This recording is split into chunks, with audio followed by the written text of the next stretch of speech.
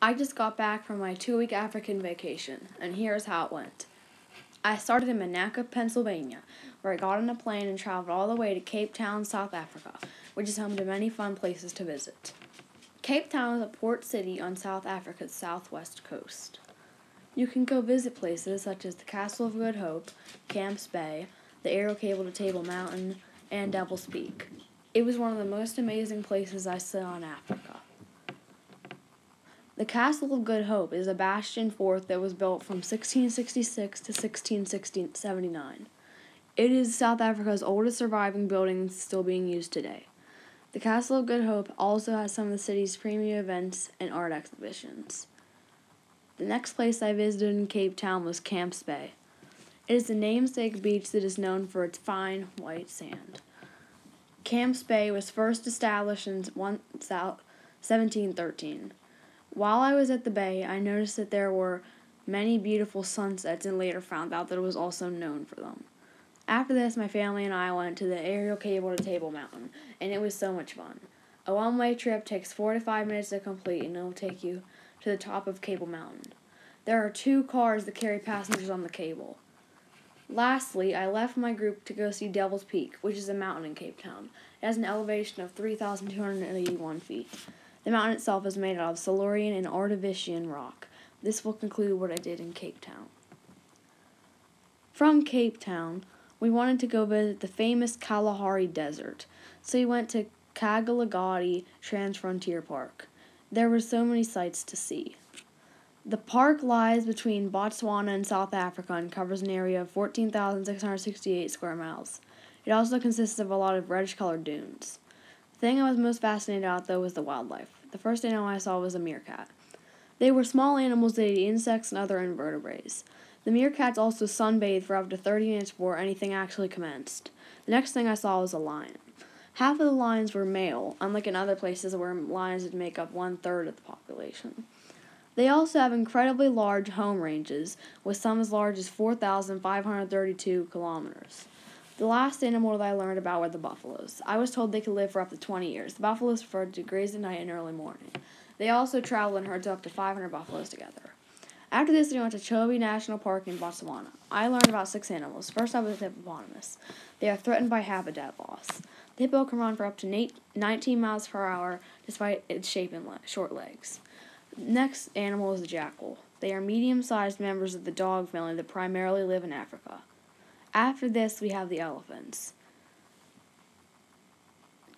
Chobe National Park has the world's most elephant, with an estimated 50,000. They also make seasonal movements of up to 200 kilometers. Another animal I saw was a leopard. They have a flexible habitat, being able to live in open grasslands or rocky areas. They eat insects, rodents, and small birds. The 5th animal I saw here was the crocodile. They are the largest freshwater predator, not only in Chobe, but all of Africa.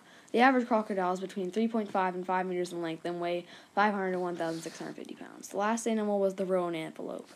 They were 534 to 661 pounds and formed groups of 5 to 15 antelopes with a dominant male as the leader. We just couldn't miss out on Victoria Falls in Zimbabwe either. It flows for 1,687 miles across Zambia, Angola, Namibia, Botswana, Zimbabwe, and Mozambique until it reaches the Indian Ocean. 550 million liters of water drops 305 feet every minute over the cliff at Victoria Falls and continues flowing downstream as the lower Zambezi River. 2 things that we did there was go on the Devil's Pool, where you get to sit on the edge of Victoria Falls, and went on the guided tour of Victoria Falls, where we got a great tour of the falls and the rainforest. After this, we continued north up the Zambezi River and entered Uganda to visit the Kibble Forest National Park. The first animal we saw there was the chimpanzees. They mainly come out between 5:30 and 6:30, and you had to stay 8 meters away from the chimps. While I was there, I learned that the humans and chimpanzees share 98% of our DNA. The next animal was the gorillas. There were 14 gorilla families here.